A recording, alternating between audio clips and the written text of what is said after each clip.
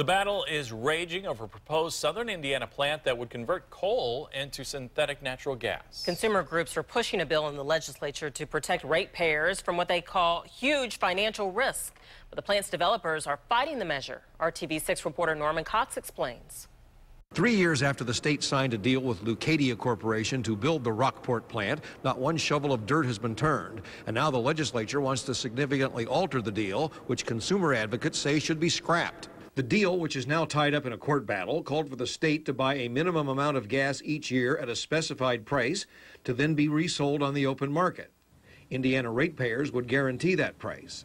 If the actual market price of gas was higher, consumers would benefit. But if it was lower, they would make up the difference in their bills.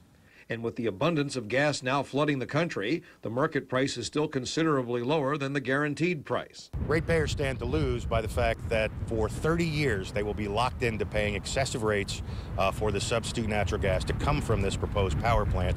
And those rates and charges, we believe, will be nearly twice what the market prices are today. A bill now before the Senate would require Leucadia to reimburse ratepayers for any losses every 3 years instead of waiting for the end of the 30-year contract. While former Governor Mitch Daniels expressed confidence until the end that the deal would be good for Hoosiers, some lawmakers, like the chairman of the Utilities Committee, are losing confidence.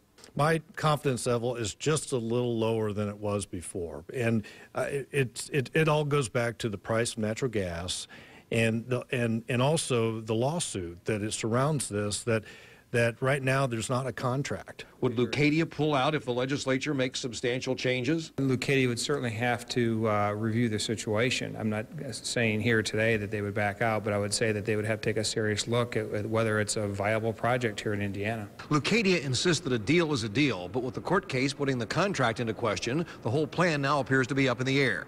At the State House, I'm Norman Cox, RTV6. A bill to require faster reimbursements to ratepayers was supposed to be heard in the Utilities Committee yesterday, but was postponed while lawmakers consider possible changes.